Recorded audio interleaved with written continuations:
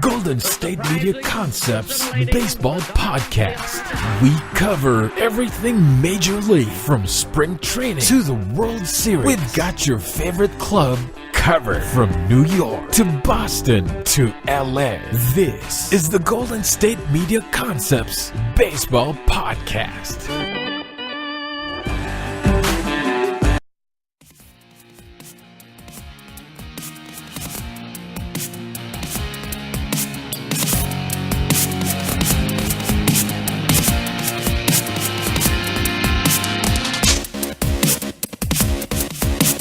What is up? Welcome into the GSMC Baseball Podcast. As we have reached the middle of the week here on a Wednesday, I am Tom Dougherty, your host. Of course, this podcast is brought to you by the GSMC Podcast Network. As always, as we're going to start off this lovely baseball podcast with a recap of the last few days in Major League Baseball before we get into some stuff regarding, just going to talk about Cubs, Astros, what's going on in the standings. We're at the 40-game plateau right now. A lot of teams reaching it or surpassing it, and just kind of going to do a little overlook at the standings as well, like we did on Monday, see how they're kind of shaking out, which teams are impressing, which teams are not impressing. I know we had some news before we want to get started here. I want to report some news. We had the breaking news that it was Robinson Cano who will be gone for 80 games. I know he actually got hit in the hand with the pitch a couple days ago, and it broke his hand. And then the next day, it was announced that he was going to be suspended 80 games anyways for testing positive for a substance on the banned substance list. It was can't remember what it was called, but it was something that would flush out other drugs. So it's kind of just one of those ones that was supposed to be one of the masking the other drugs that you're taking. Kind of making it obvious, and it obviously found itself on that list. And he came out and said, "Oh, I didn't realize it was on the list, but I don't want to take the suspension anyway." Which means, "Oh, okay, I'm just going to comply no matter what they say." All right, getting into the scores and highlights from the game on Monday quickly. We had a game in Chicago, Atlanta, and the Cubs. As the Braves and the Cubs play in Chicago. I guess they had a game. They had a game in Chicago, and they went back to Atlanta and played yesterday, because I swear that game yesterday was in Atlanta. I'm double checking this because this is kind of weird. Yeah, they played in Chicago yesterday, or on Monday, and then they flew to Atlanta Monday night to play in Atlanta, where there was a way they just kind of figured out how to do the game. I think the game on Monday was a makeup game. They played it in Chicago, and then both teams had an off day leading into the series. So we'll talk about the game that happened on Monday. As you can see, the teams were wearing their 42 jerseys. They're making up the game that was supposed to happen on April 15th, which is Jackie Robinson Day. So they're wearing their Jackie Robinson unis, and it was a homer fest in this one, as the Cubs were able to hit the ball out of the ballpark, but not enough, as the Braves hit one more than them and got the win by one. 6-5 was the final score. Home runs for the Braves: Ozzie Albies hit his 16th, Tyler Flowers hit his first, and Jose Bautista hit his second.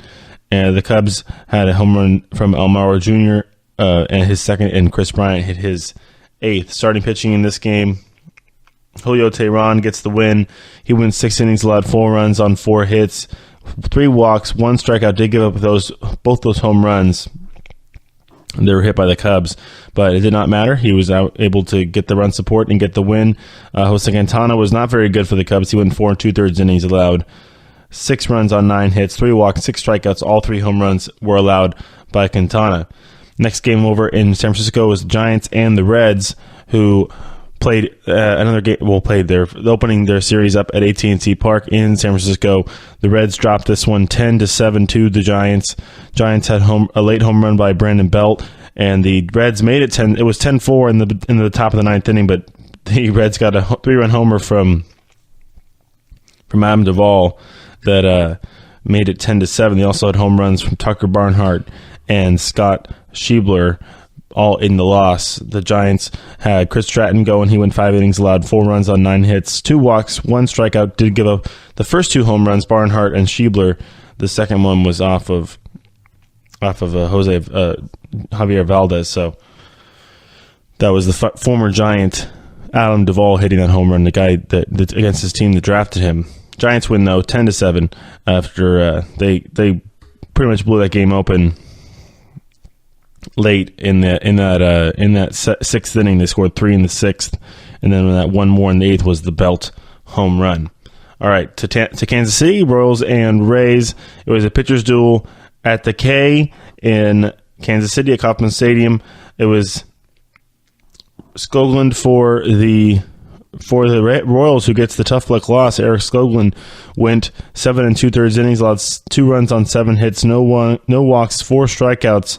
But on the other side, it was the starter for the Rays, Ryan Yarbrough, who went 5 innings, allowed 1 run on 5 hits, 3 walks, 4 strikeouts, did give a home run to Whit Merrifield, but that was the only run he allowed, and the bullpen held it strong as everybody came in and did their job,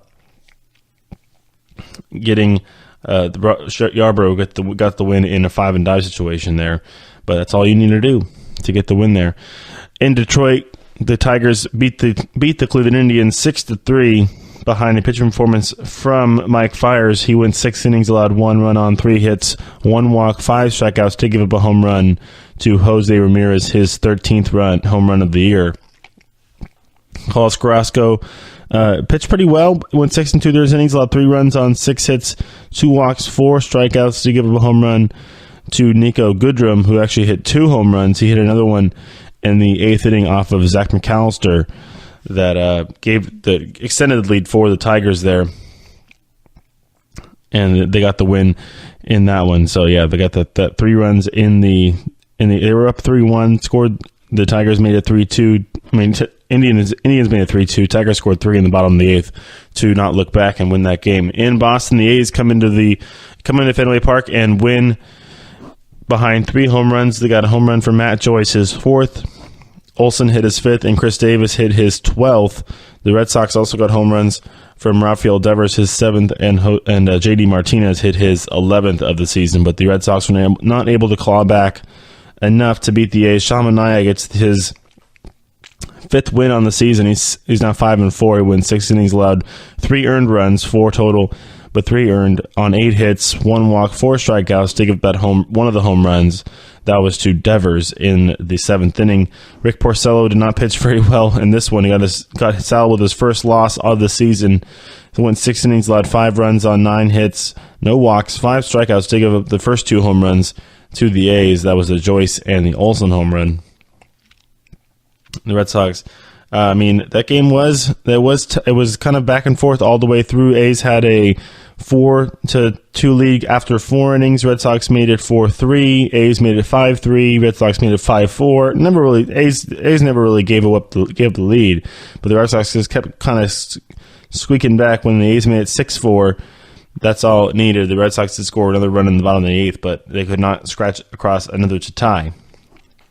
In Minnesota, it was another pitcher's duel. Seattle gets the 1-0 win as they scored a run in the top of the 8th inning to win this one. Wade LeBlanc for the Mariners went 6 innings of shutout baseball, allowed 3 hits, no walks, 4 strikeouts to get a no decision because he came out with the game tied. Jake Odorizzi did the same thing with 6 shutout innings, allowed 4 hits, 1 walk, 7 strikeouts. It was the bullpen that was saddled with this one, and the only run was scored on a sacrifice bunt by Gene Segura and a throwing error by Logan Morrison that allowed that run to score.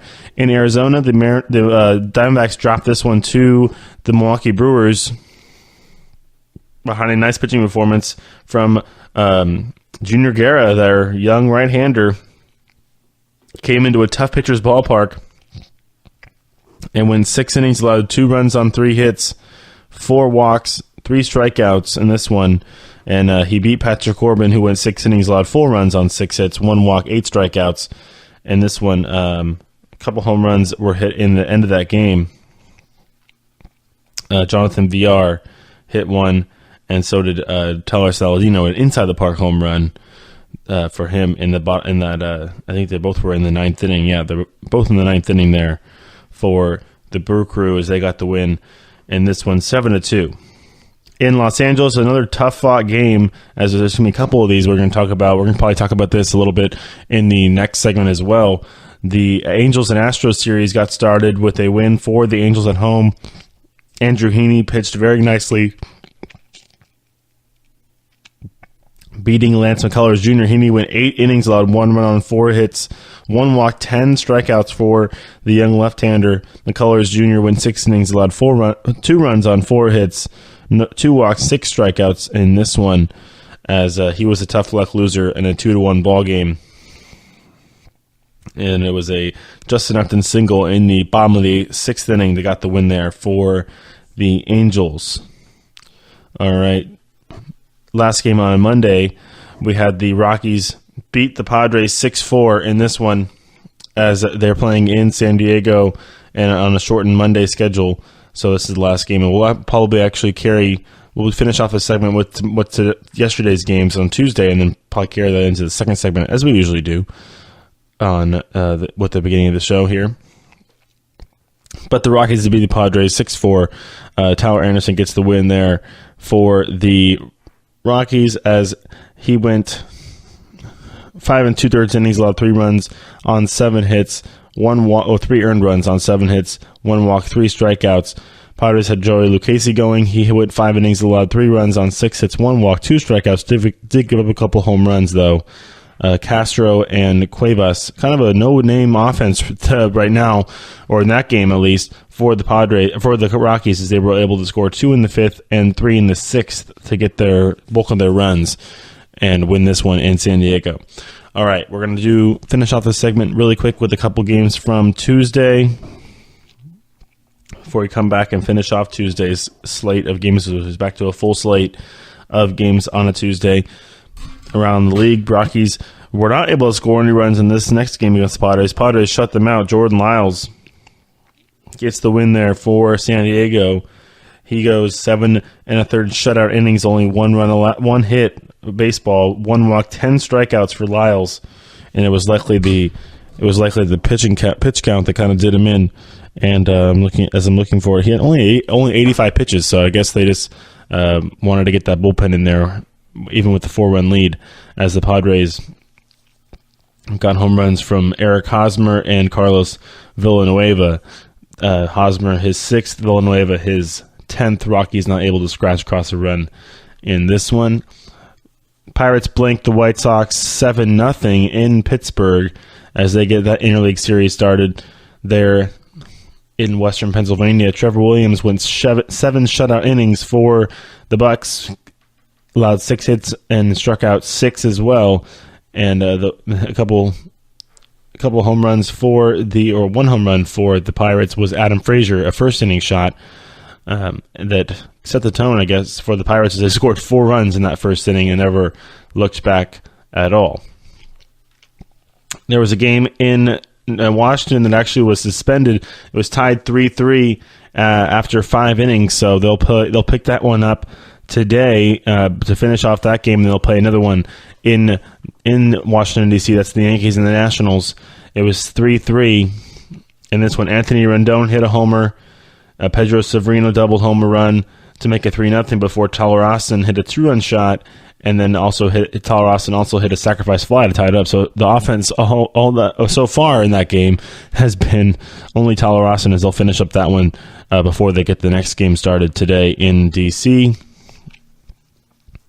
In San Francisco yesterday, the Giants beat the Reds 5-3 behind a nice pitching performance it was a shortened pitching performance from Ty Block, as he was only able to go 4 innings, but that's because it wasn't nothing on the fact that he was pitching badly. He did give up a couple runs in the innings before, but the Giants kind of handled the situation. This is this prototypical National League baseball right here, where the Giants had a bases loaded situation, 1 out, and the pitcher's spot was coming up, and they didn't want to have to bunt or run it into a double play. They were down 2 runs. It was 3-1 was the score.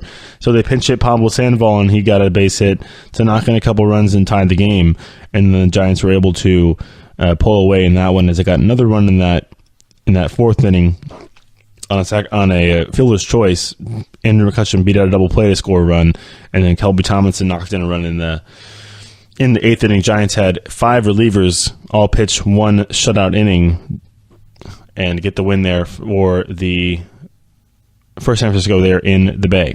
All right, we're going to go back to the American League Central. Tigers and Indians. Tigers with the win 9-8 in this one, a high-scoring affair back and forth. In this one, the Indians jumped out to a 4-0 lead in the first. Tigers got a run back in the first, but then Indians scored one right back in the second before it was a bunch of scoring in the middle of that game. Andrew Miller blew a save, and after a pair of doubles, Jacoby Jones doubled to make it a 1-run game. Then Pete Cosman doubled home Jones to tie it up, and then the Tigers were able to take the lead on a bases-loaded walk. In Miami, the Marlins beat the Dodgers 4-2. It was Alex Woodstart. He faced Wei-Yin Chen. Wei-Yin Chen only lasted 4 1/3 innings. Didn't give up a run, though, on 3 hits, 3 walks, 3 strikeouts. Probably a similar situation as you saw in San Francisco. Wood went 6 innings, allowed 1 earned run, 2 total, 9 hits, no walks, 5 strikeouts. Marlins got the win there as the Dodgers continue their tailspin. A's got another win in Boston. They back up their first one on Monday with another one on Tuesday. Stephen Piscotty comes back from the emotional time he had, the funeral service for his beloved mother, his late mother, who that was the reason why he kind of came to Oakland. The A's and the Cardinals were able to make a deal in order to get him closer to his family, closer to his mom in her final days, and she did just pass away last week, and then he was able to attend all of her services and such, and he came back with the club on Tuesday in Boston, and in his first at bat, he put one over the monster. Hit one literally out of the ballpark, and you could say he was it was a pretty emotional time for him as he came across home plate, touching his chest, looking up to the heavens, and seeing his mom looking down on him there as the A's get the win 5-3. I mean, some things are just bigger than baseball. I mean, it's crazy how things just happen like that. You can't make it stuff up. Hit a home run in his first at bat back, coming back after his mom passed away. But the A's get the win there 5-3. Tyler Megdid gets the win there over Eduardo Rodriguez. Now, next is in New York. As we go back to this interleague play, Blue Jays and Mets beat up on the Blue Jays 12-2. Actually, Noah Syndergaard showing what he can do with the bat and obviously on the mound. Syndergaard in this one did go 5 innings, allowed 2 runs on 5 hits, 2 walks, 7 strikeouts. But it was what he did at the plate. He was 1 for 1 at the plate. Also had 2 RBIs as he knocked in a run with a double and a sacrifice fly. In this one, the Mets beat up on the Blue Jays as Devin Mesoraco just coming over from the Reds in that trade for Matt Harvey went deep in this one. All right, I've gone way over. I need to stop for a second. We'll come right back after the break.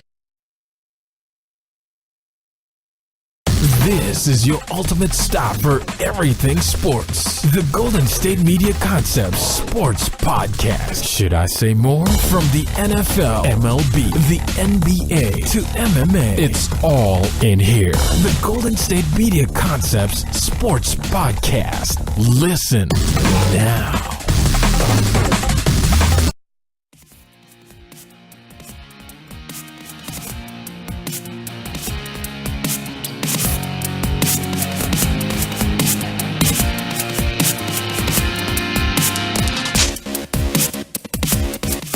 All right, welcome back. GSMC Baseball Podcast. As I kind of went a little long there going through my scores, as I want to go through the rest of them here at the beginning of the second segment.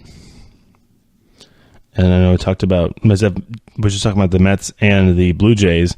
We'll shift over to the game weird series here, as obviously they had that game. I know we had it a couple years ago with the Giants and the Reds had to play a makeup game, but they couldn't obviously. The game was rained out in Cincinnati. I think I went to that game, actually. I went to the free makeup game because what they did was it's not like this just worked out well where the Cubs and Braves both had an off day on a Monday and they were able to both fly to Chicago and play that game at Wrigley Field to give the fans to make up their ticket prices. I mean, for their ticket purchases. The Reds weren't able to do that way back not way back. I think it was like maybe 3 or 4 years ago. Reds came to San Francisco, and the Giants had to wear their road uniforms, and the Reds wore the home uniforms because they were making up a game that was supposed to be played in Cincinnati, but they were playing it in San Francisco, versus this time both clubs were able to make it back to the original city, to Chicago, before starting their intended series that was meant to be played in Atlanta. So they played that game in Chicago yesterday, or on Monday, and then they played yesterday in Atlanta, and the Cubs got the win late in this one after it was tied much of this game. I'll give you the pitching stats really quick here. Mike Fultonevich went 5 innings, allowed no runs, one run, none earned. So 1 unearned run on 3 hits, 5 walks, 10 strikeouts for Fultonevich. For the Cubs, Yu Darvish, still looking for that first one, got a no decision. Went 4 innings, allowed 1 run on 3 hits, 2 walks, 5 strikeouts, did give up a home run. The only run he gave up, and that was to Ender Inciarte. So then the Braves, that was tied 1-1. Braves thought they had this game in the bag. Makes that Ronald Acuna Jr. hits a absolute missile to center field over the wall.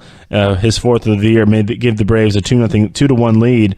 But then they bring in their closer, Vizcaino, in the top of the 9th inning. Addison Russell doubles home Alberto Mora to tie the game, and then Ben Zobrist singles home Russell to give the Cubs a 3-2 lead, just like that. So the Cubs scored 2 in the top of the 9th to get the win in Atlanta. So they've won both those games, one on the road, one at home. In Minnesota, Twins beat the Cardinals 4-1 in this one. Jose Barrios was excellent in this start for the Twins. He went 7 1/3 innings, only allowed 1 run on 2 hits, 1 walk, 10 strikeouts for the young right-hander. He's now 4-4 in the season. And the Twins got a home run from Bobby Wilson, his first. That was in the 7th inning, a 2-run shot to make it 4-1. All right, Royals and Rays. Rays squeak out this one with a run in the top of the 9th inning, 6-5. They broke the tie there in the top of the 9th on a Joey Wendell single to make it 6-5. The start was Ian Kennedy for the Royals. He went 6 innings, allowed 5 runs on 7 hits, 3 walks, 6 strikeouts, 1 home run allowed. That was to C.J. Cron. Banda for the Rays went 5 innings, allowed 3 runs on 6 hits, no walks, 1 strikeout. The Rays got the win late in that game. D-backs squeak out a win against the Brewers. They got a win late as well, as they scored a run in the bottom of the 8th inning to make it 2-1 after it was tied much of this game. Archie Bradley gets the win there for the D-backs in relief. It was a Zach Greinke start for Arizona. He went 6 innings, allowed 1 run on 4 hits, 1 walk, 5 strikeouts for the Diamondbacks. Ulysses Chastain was also very good for the Brewers. Went 7 innings, allowed 1 run, 2 hits, 2 walks, 7 strikeouts for Chastain. In Anaheim, it was the Astros and the Angels, as the Astros came back after dropping the first game. They come back and win this one 5-3 after trailing 3-1 most of this game. It was the top of the 8th inning when the Astros were able to get a 3-run double. They had the bases loaded for Jose Altuve with 1 out, and he hit a ball down the left field line, scoring Upton, Reddick, make that Reddick, Gurriel, and Bregman to give them the lead 4-3. They got another run in the 9th inning as well on a Josh Reddick. Josh Reddick was able to reach on an error by the pitcher, and Marlon Gonzalez scored. It was just a ground ball to first base. The toss to first was not able to be completed. Colin McHugh gets the win for the Astros. In relief, Jose Barria was the starter for the Angels, pitched very nicely, went 7 innings, allowed 1 run on 4 hits, 7 strikeouts against that tough Jaime Barria, tough Astros lineup. The young right-hander pitched nicely against Garrett Cole, who went 5 innings, allowed 3 runs on 5 hits, 2 walks, 7 strikeouts to give up a couple home runs, 1 to Justin Upton and 1 to Rene Rivera. But the Angels were not able to pull that one out. And then lastly, on a Tuesday, the Mariners were able to beat the Rangers in extra innings. They got a walk-off win in the bottom of the 11th inning. And how they do it, none other than a Guillermo Heredia single. Brian Healy scored, and that was it for that one, as the Mariners were able to pull that one out in extras on a walk-off fashion. All right, one more game in today, but it was postponed. Phillies and Orioles, they'll make up that one likely today or tomorrow, as that game in Baltimore was rained out. All right, that took up a lot of time, but I did run late in the first one, as we want to get now to the Astros. And we're going to talk about the Astros a little bit probably for the rest of the segment while I carry over to the next segment. I just kind of find some stuff as we want to talk about as we come through here in these middle 2 segments before the last one, where I'll preview the games for Wednesday and Thursday. But that's the Astros. They just are a late team right there. Late team. You can't count them out, obviously, even down 3-1, when you have a team like that and you're fighting against a team, obviously, that's right up against you in the standings. They were tied going into that game. And you have the MVP. That's right. That's why Jose Altuve was the MVP last year. Why people want to be able to count on him and be able to have him there in that lineup. That's why he got the big extension this offseason, because he comes up in situations like that and gets the big hit. If he doesn't do that, he grounds a double play, pops up, whatever. I know that lineup is deep. He's probably got Carlos Correa hitting after him. Who do they have in that lineup after Altuve? I love these American League lineups. They're so simple. Carlos Correa hitting after him. Called it. Carlos Correa hitting after him. I know that, but still, to be able to be the guy to take the lead, but make the big hit, obviously being able to get the ball down the line right there, hit the ball in the right place. Justin Upton had a long ways to go to it. We're able to get the guy home from first base as well. That's just baseball. It's a game of inches. It's a game of perfect placement on the field. Obviously, we had when you have a situation with the bases loaded, even with 2 outs, it's different. Obviously, you're running the crack of the bat, but with 1 out, you want to make sure if you're going to get that run home from third or from first as well as second and third, you got to get it. You got to hit it where they ain't. Obviously, and that's exactly what Altuve did, just hooking one down the line. You could see if you watch that at bat, he works the count. And then was able to kind of just go down and get it wasn't a bad pitch either. It was a good pitch where he kind of just went down and got it and kind of poked it just over the third baseman's head, right down the line. That's kind of exactly what you would want to do in that situation anyways, because they're giving him the line and left. Upton was playing way out in left center field and had a long run to go get that ball in the corner as the Astros were trucking around the bases. But I wanted to look at that at bat against Jose Alvarez. It was, he was down 1-2 in that count. It was a 1-2 count he had to protect, and he just goes down and beats a good pitch. Until you get kind of pitch that was here. It was lefty on righty. It was just a low slider, low changeup kind of. It was kind of out over the plate, but it was more on the outer half, and he was able just to go get the ball and hook it. It's not really a bad ball. It was actually a really good pitch. Kept it down, but ended up producing 3 runs. That's the thing: a 3-run double or a solo homer. Which one do you want?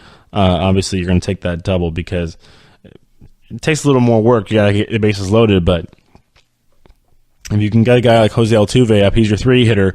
He's the guy who's supposed to be doing that, knocking in all his runs, and that's why the Astros are where they are and are probably destined for another deep run in October. And just because clutch hitting is clutch hitting. There's something better in that, honestly. When you can have success and you can have faith in your entire lineup. Look at that. You got Springer, Bregman, Altuve, Correa, McCann, Gonzalez, Gaddis, Reddick, Fisher. That's a pretty nice little lineup right there. American League lineups. Oh, these American League lineups are so. Go look at an American League box score and then go look at a National League box score.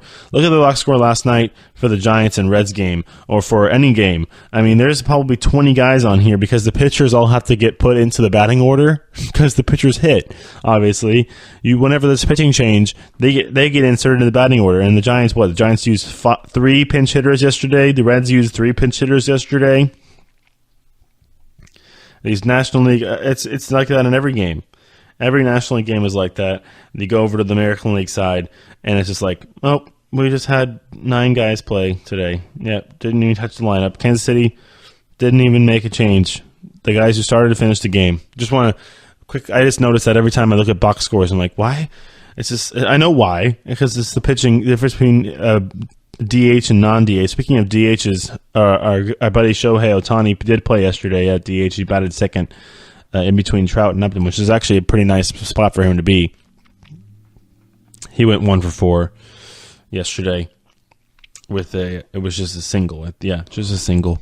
Just a single for Shohei, but he's hitting 342. I mean, when you only have, how many bats does he have? I mean, when he's hitting 342 and he's got a 3.58 ERA, maybe you can get that ERA and the average is exactly the same, even though you wouldn't really want that at all. So I don't know. Where's my pitch? Look at that. He's a pitcher and a hitter. We want batting stats, please. He's got 25 hits on the season. He's 25 for 40. He's 25 for 73. I mean, he's got 73 at bats. It's not bad. Not bad at all for Shohei. Obviously, we'll see. He'll probably be pitching this weekend against, well, he just pitched on Sunday. He actually pitched pretty well on Sunday, but he'll be pitching this weekend against, who are they playing this weekend? That's not until May 20th, next Sunday, obviously. So, well, the Angels are playing the Rays, so he'll probably pitch against the Rays on Sunday. Just your little Shohei Ohtani update as we get through this second segment here. I kind of wanted just to wait, because I'm going to give my thoughts on the Cubs and how I think their season's going to go. Obviously, they are kind of miring in the middle of this tough, seemingly now tough, really tough NL Central division. I mean, everybody except for the Reds are 11 games back. We know that, but the Pittsburgh and Milwaukee are both on top, virtually tied. I mean, 24 and 17, 25 and 18, virtually tied, and the Cubs and Cardinals are both 22 and 17, 1 game back of those two teams there on top. So, like, we can go through the standings a bunch on this show, and every day I come back and look, and they're still the same. One game, everybody's kind of logjam. Nobody's pulling away. Nobody's really making any noise. The Cleveland Indians. Oh yes, here's your Cleveland Indian watch. The Cleveland Indians are 20 and 21. And what place are they in their division? Oh, they're still in first place. That's right. They're still in first place. They're 20 and 21, and they're still in first place. All right, we'll be right back with the third segment of the day today after these messages. So just stay tuned. We'll talk about the Cubs, probably a little more Astros, a little more on the standings and what we're seeing. The Yankees are in first place now. They've won 8 of the last 10. So we'll get to that right after these messages. So hold on. Tired of searching the vast jungle of podcasts? Now listen close and hear this out. There's a podcast network that covers just about everything that you've been searching. Hey! The Golden State Media Concepts Podcast Network is here. Nothing less than a podcast bliss with endless hours of podcast coverage. From news, sports, music, fashion, cooking, entertainment, fantasy, football, and so much more. So stop lurking around and go straight out to the Golden State Media Concepts Podcast Network. Guaranteed to fill that podcast itch. Whatever it may be. Visit us at www.gsmcpodcast.com. Follow us on Facebook and Twitter, and download us on iTunes, SoundCloud, and Google Play.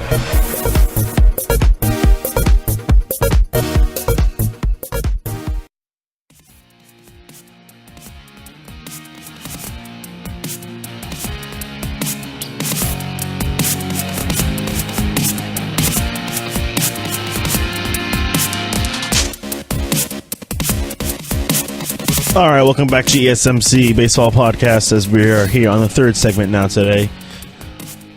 Just talking about the Astros a little bit last segment, the standings as we're looking over where everybody is at into this 42 game plateau in the season here as I'm just want to look at this. Obviously, we've looked at this standings a lot and noticed how logjammed it is. Also noticed that we have a team in first place that is under 500. Just I'll let you know that.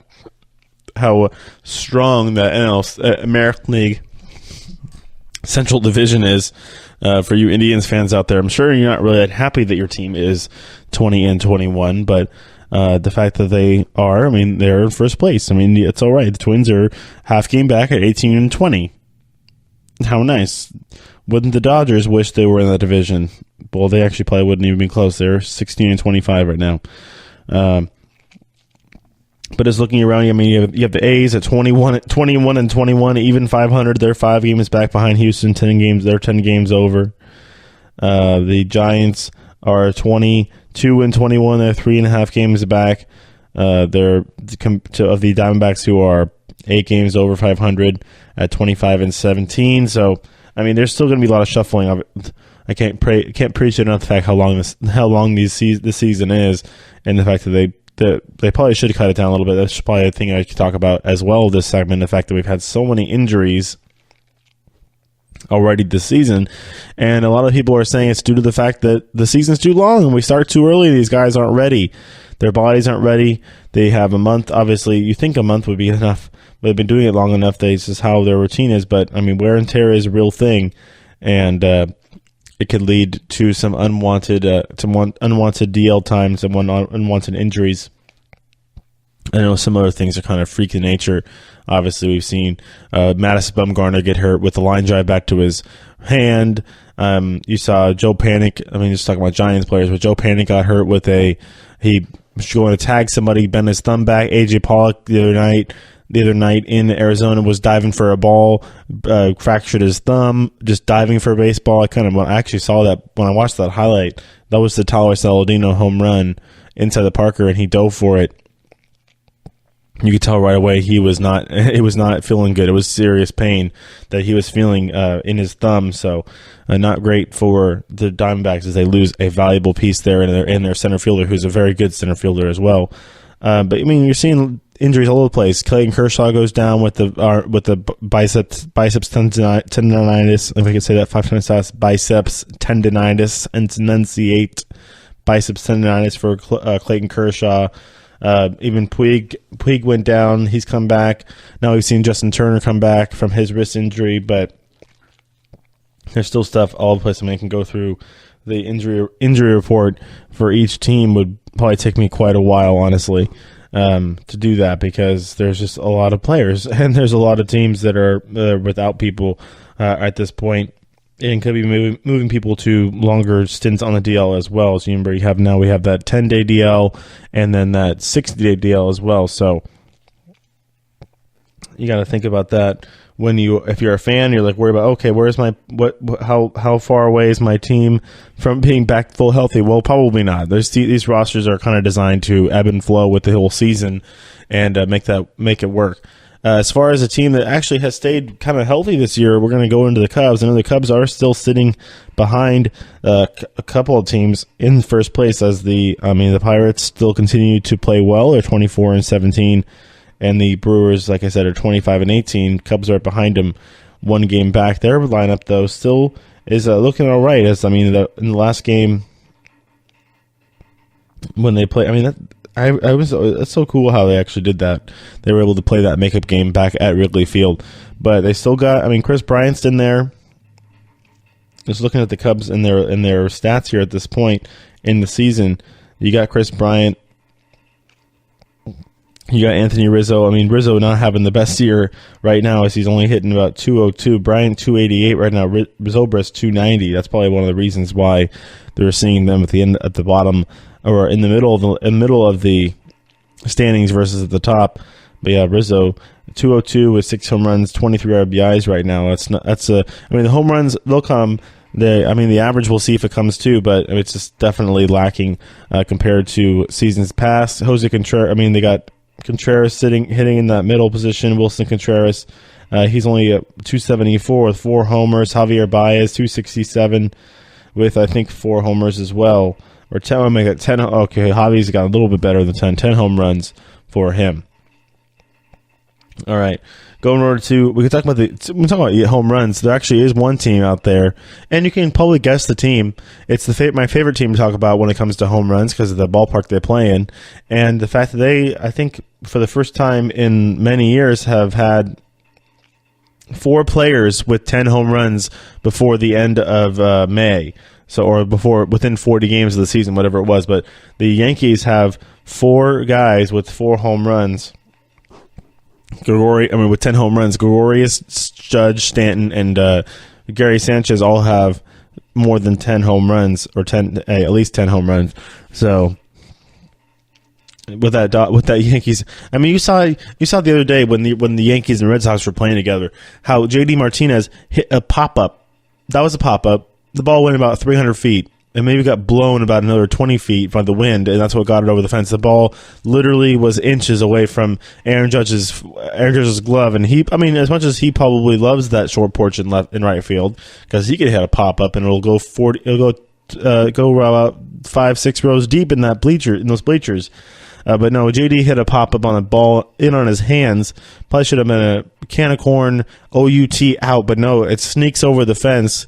Out over the outstretched glove of Judge, and I think it cost the Yankees a sweep in that series over last week. So, I mean, you got to do that's my daily soapbox on the fact that Yankee Stadium is a joke when it comes to home. I mean, there's a couple parks in this league that are a joke, but at least there's I think I've talked about it before. The fact that there's parks that, yes, we know they have short porches. There's short porches in Pittsburgh, the short porches in Houston, and short porches in Cincinnati. There's even one in San Francisco in AT&T Park, right down the line. If the park, it's not a hitter, I wouldn't call AT&T Park a hitter's park at all, but because the fact that the angle is back so drastically. But all those short porches, all those down the line shots where you have it where it's 309 or between 305 and 320 down the line, they're about 20 foot to 25 foot walls out there down the line. Houston, Cincinnati, San Francisco, Pittsburgh, Philadelphia. What am I forgetting? There's probably more. I'm forgetting tall walls down the lines. I mean, there's other parks. Now in Atlanta, in their new park. Minnesota has, Minnesota, you count that too. The whole right field wall is really tall. But I'm just talking about ballparks here for a second. Yankee Stadium, I think the Yankees, the thing is they got the pass because when they built new Yankee Stadium, they like, we want to keep it the exact same dimensions as old Yankee Stadium. Well, old Yankee Stadium was built when almost like at the end of the dead ball era, when Babe Ruth was the only guy hitting home runs. Yeah, I get center field's deep. It deepens a little bit, but it doesn't really jut out until you get out till right center. It's still pretty shallow right there where those where they have those scoreboards there in the wall there. So I mean, and the only other park that's really that short down the line, that far down to the pole is Fenway, and Fenway is ancient. So I mean, even Wrigley Field juts out.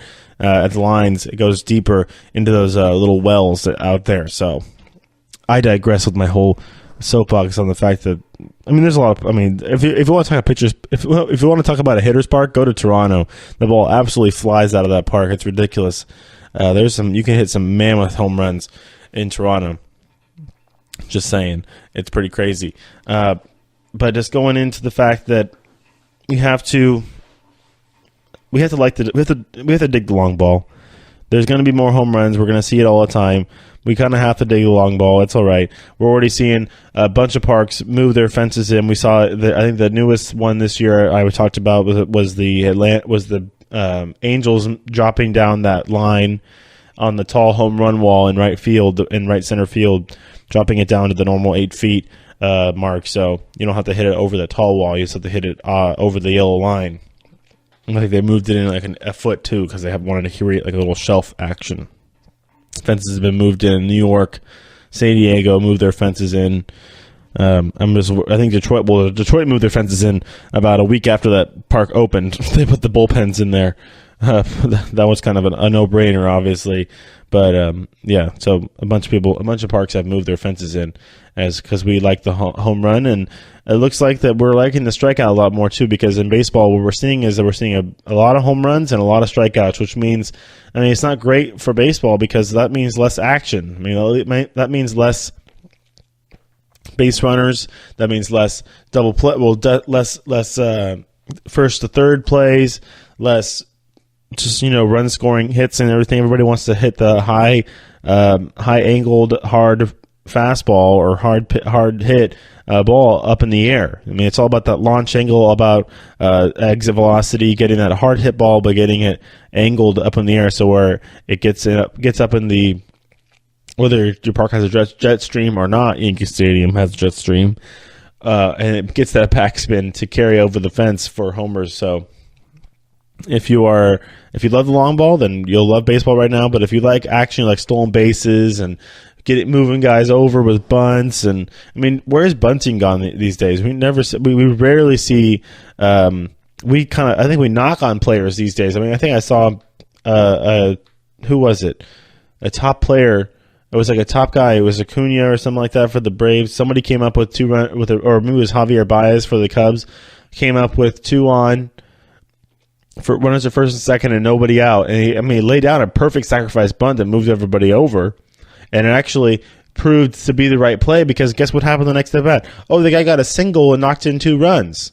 So I think there's a better chance of that happening than the guy before him hitting a homer or hitting a ball in the gap to knock in the guy from first base or something like that. And when you're down a run, you got runners at first and second, nobody out. Bunting is an amazing option because what's your chances of grinding a double play? What's your chances of striking out? Just lay it on the bunt, move them over. Now they can't ground into double play. Especially if you're in a part of the order where the next guy up is protected by the guy behind him. So that's why you see a lot of pitchers do. Obviously, pitchers do it, but in the middle of the order, leadoff guys will do it too because then the second guy, the guy up after him is the 2-hitter, and they won't want to walk him to walk the bases loaded for the 3-hitter. I mean, you don't want to do that. So you see a lot of guys. The guys in the top of the lineup probably should be doing it. I've seen guys in the second, third lineup, third order do it periodically, but even sometimes when they are perennial home run hitters, like, oh, why'd you take your bat out of your hands? Because that's good baseball. Because it's how baseball is fundamentally played. Not just this isn't home run derby all over the place here, even though it's exactly what we like all the time. So. Blah blah blah. I digress with my soapbox on old-fashioned baseball. We're seeing the fact now that we're seeing a lot of strikeouts, a lot of home runs. I mean, I'll still watch because I'm a ridiculous baseball junkie. But for the casual fan, I mean, yeah, I know the dig long ball, but you're gonna have to wait. It doesn't have. I'll have to look at the home run average. I mean, unless you're watching every game at every time, you're not gonna get a home run every at bat. And even then, I mean, I listed the games from the last 2 days.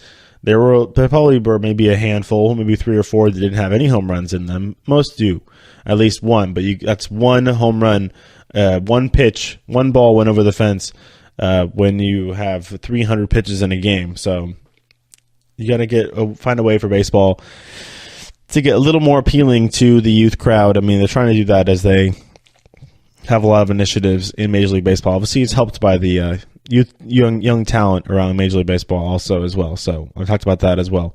All right, we'll come back with a overview and a preview of what we're going to be seeing this week, Wednesday and Thursday around the league in Major League Baseball, and we'll be right back with all that after these messages.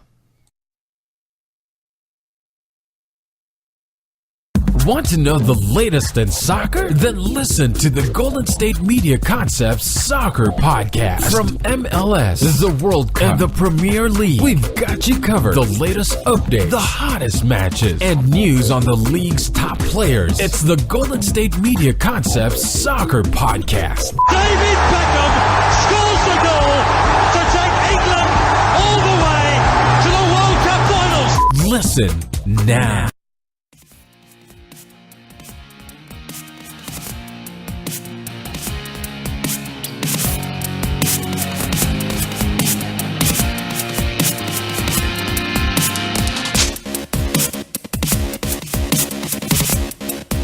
All right, welcome back to GSMC Baseball Podcast as we are going to be previewing the games for Wednesday and Thursday. Thursday, remember, we only have a 10-game slate for Thursday, but 15 games today as we'll be going through those in just a sec here as we're going to look at I'm getting reports saying that the Yankees and Nationals game will be getting started the first game, finishing up. Remember, they suspended their game in the I believe it was at the end of 5. So they finished full 5, or no, they finished 6.5 innings. So they're going into the bottom of the 6th inning when they resume that game today, and it's going to be set to resume at 2:05 Pacific time, with the second game starting at 4:05 Pacific time. So it's going to be about 5 o'clock Eastern. They'll get that game started, and hopefully they're hoping it only will take about 2 hours or an hour, so they'll get that second game started right away after it. So they're probably going to do a solo admission, I'm assuming, since they're starting the first game later rather than earlier for day night. Kind of, it's going to be like a half doubleheader, so they only have to play 4.5 innings. All right, or 3.5 innings. All right, next up. So we're going to have actually interesting start out in San Francisco. Matt Harvey is going to make his second start for the Cincinnati Reds in his career as a Cincinnati Red. Remember, he just got traded over there from the Mets for Devin Mesoraco and some cash considerations. But the Reds will have Harvey in his second start there, and they'll be in San Francisco today against Andrew Suarez. That'll be a day game by the Bay. In Baltimore, it'll be, if weather permitting, I'm assuming, in Baltimore, it'll be, as we have a bunch of early games, this is going to get started in probably by the time this will be getting started by the time this is posted, actually, and up for you guys to listen to. Phillies' Nick Pivetta against the Baltimore Orioles' Andrew Cashner. Pivetta 2-2 with a 4.15 ERA. Cashner 1-4 with a 4.84 ERA. In Pittsburgh, it'll be Jameson Taillon coming off that injury start where he was injured last game. He only pitched 3 innings because he had a laceration on his right finger on his right hand. So he only pitched 3 innings, and will come back now that cut has healed. He'll be facing Hector Santiago for the White Sox. In Detroit, it'll be Trevor Bauer against Ryan Carpenter. Bauer, the right-hander, is 2-3 with a 3 ERA for the Indians, 3.00 ERA for the Indians with 57 strikeouts. Carpenter is coming up from AAA Toledo and will make his second start with the Tigers this year. He did not get a decision as he gave up 3 runs in 3 innings in his start last time against the Pirates when he came out to face that doubleheader early in the season. In Minnesota, Twins and Cardinals, it'll be Lance Lynn for the Twins against his former team. He's 1-3 with a 7.34 ERA with 36 strikeouts against Miles Mikolas, who's been a very nice addition, or a very nice story for the Cardinals. He's 5-0 with a 2.51 ERA, 35 strikeouts, as he is unblemished on his record, obviously, this season. In New York, Mets and Blue Jays, Jay Happ against Zach Wheeler. Happ, the lefty, is 4-3 with a 4.80 ERA, 56 strikeouts. Wheeler 2-2 with a 5.03 ERA, 31 strikeouts. He can't really seem to get in a groove, as every time out it's either bad or good for Wheeler.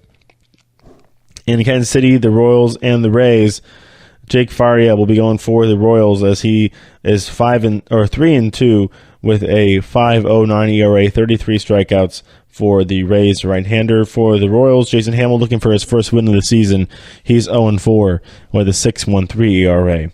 In Arizona, it'll be the Brewers and the Diamondbacks. Brandon Woodruff for the Milwaukee Brewers as he is coming back to the rotation. It didn't go well as he he got roughed up in the second time through the order against the Rockies. But he's 1-0 with an 8.03 ERA, 11 strikeouts against Matt Cook, who's the guy who's replaced. He's replaced Taijuan Walker. He's had to face a bunch of tough pitchers, and now he'll be facing a guy coming up from the minors. But Cook is 2-1 with the 2.43 ERA, 20 strikeouts on the year for him, pitching nicely. In Seattle, it'll be Bartolo Colon against Christian Bergman for the Mariners. Bergman coming up from AAA Tacoma, and we'll have a spot start for the Mariners as they are going to be playing a game. Obviously, they had that game. They had a game pushed back. He had a spot start due to rain out pushed back rotation last Friday, so he's coming up to pitch in that open spot. Bartolo Colon is 1-1 with a 3.32 ERA, 29 strikeouts for the veteran right-hander. in Washington. The game that actually was scheduled today. They'll finish the first game, and they'll play this one after. It'll be 4:05 start Pacific time, 7:05 Eastern. CC Sabathia against Max Scherzer. So a great pitching matchup here. A pair of veteran aces. Sabathia 2-0 with a 2.23 ERA, 28 strikeouts, as he was sidelined with a bit of a hip injury. It did come back and has made 5 starts. He's gone 2-0 in the season. Will be his 6th start of the year. Scherzer 7-1 with a 1.69 ERA, 91 strikeouts. Still good his first shot against the Yankees since he faced them last year in 2015 when they visited the Nationals. Obviously, Scherzer on pace leading the National League with 91 strikeouts. Also, a front runner for the Cy Young yet again. In Miami, it'll be a pair of young arms for both teams. It'll be Walker Buehler, the right-hander, hard-throwing right-hander for the Dodgers. He's 2-1 with a 1.64 ERA, 27 strikeouts. Been pitching nicely for the Dodgers as he's been inserted in the rotation due to the injuries. They have faced Caleb Smith, the left-hander for the Marlins, 2-4 with a 3.63 ERA, 54 strikeouts for him. In Boston, Oakland, and the Red Sox, Trevor Cahill will be facing against the Red Sox ace Chris Sale. Sale 3-1 with a 2.17 ERA, 78 strikeouts. Cahill 1-1 with a 2.25 ERA, 31 strikeouts for him. In Atlanta, Cubs and Braves will be back at it. Tyler Chatwood against Brandon McCarthy. Chatwood 3-3 with a 3.35 ERA, 38 strikeouts. McCarthy 4-2 with a 5.58 ERA, 30 strikeouts. And then in Anaheim, Justin Verlander against Garrett Richards, 2 right-handers who are at the top of their current rotations right now and pitching very nicely as they're both looking for their 5th win on the year. Verlander 4-2 with a 1.21 ERA, 77 strikeouts. Garrett Richards 4-1 with a 4.08 ERA, 49 Ks for him. All right, that'll do it. Obviously, we're already having some games getting into their warm up here as we have those 2 early games. There'll be a 9:05 Pacific time start for the Phillies and the Orioles in Pittsburgh. Washington White Sox and Pirates will be a 9:35 Pacific time start out there. So obviously a 12 o'clock local time start. All right, quickly at the end of the show here, we're going to go through the shorter slate on Thursday, only 10 games on Thursday. Let's highlight some pitching performances for you, or pitching matchups coming up. David Price will be going for the Red Sox as they start a series against the Orioles starting tomorrow. It'll be Gausman against David Price. In St. Louis, it'll be the Phillies starting a series against the Cardinals. It'll be Vincent Velasquez against Luke Weaver. In Atlanta, that series will finish off Cubs and Cardinals with John Lester against Mike Soroka, the young right-hander for the Braves. And then in Texas, or make that in Chicago, it'll be the Rangers and the White Sox. Cole Hamels against James Shields, which would have been like the pitching performance of the day if it was like 5 years ago or 4 years, about 5 years ago. That's probably right. 2013, maybe even later, maybe 6 years ago. Those two guys on the back end of their careers, but still leading bad. Well, the thing is, they're leading bad teams. I mean, the White Sox are 10-28, and the Rangers are 16-27. So, kind of tough sledding for those two teams going right now. But yeah, gotta just roll with the punches there. In San Francisco, it'll be Chad Bettis against Jeff Samardzija. Samardzija has yet to go a full 6 innings since coming off a DL. Did yield a handful of runs in each of his last 2 starts. Bettis has been pitching well. He's 4-1 with a 3.12 ERA, 30 strikeouts as the Rockies will be coming in to San Francisco for a 4-game weekend series. All right. As we come to the end of the show here, we did have a good one today for you as we highlighted and recapped some games from Monday and Tuesday. Talked about the Cubs and the Astros and their clutch hitting. Obviously, we had both of them had a bunch of clutch hits at the end of games recently, especially yesterday. Obviously, Altuve had that big double, the bases clearing double with the bases loaded to give the Astros a lead just like that. In Anaheim, the Cubs, down a run in the 9th, were able to score twice. got big hits from Javi Baez and Ben Zobrist to break that, to give them, to retake the lead there, and did not look back. The bullpen was able to hold for the Cubbies there in Atlanta. So another thing, that series is pretty cool. Obviously, not very normal for those guys to have to go to one city for one day and then come play the same team in a different city. It's kind of almost like a playoff atmosphere for that game, as they're playing the same team but just in a different park. So it's kind of pretty interesting. All right, we'll be back on Friday to recap the games I just previewed from Wednesday and Thursday, and then of course, like always, on a Friday we'll preview the weekend and give you the big stories. Another shout out, obviously, to Stephen Piscotty. Good looking out, as obviously your mom was looking down on you on that at bat as you were able to come back from the tough weekend, going to her services, obviously celebrating her life, but never easy losing your mother. It's something that nobody ever wants to do. And having to come back and play Major League Baseball right after that in a stage at Fenway Park, and being able to get up there and muster the strength to hit a home run over the Fenway Park, the big monster there.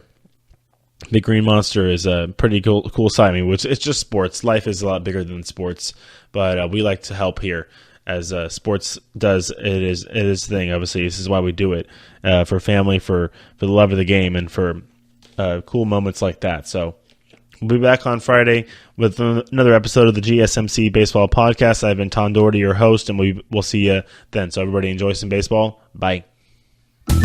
You've been listening to the Golden State Media Concepts Baseball Podcast, part of the Golden State Media Concepts Podcast Network. You can find this show and others like it at www.gsmcpodcast.com. Download our podcast on iTunes, Stitcher, SoundCloud, and Google Play. Just type in GSMC to find all the shows from the Golden State Media Concepts Podcast Network, from movies to music, from sports to entertainment, and even weird news. You can also follow us on Twitter and on Facebook.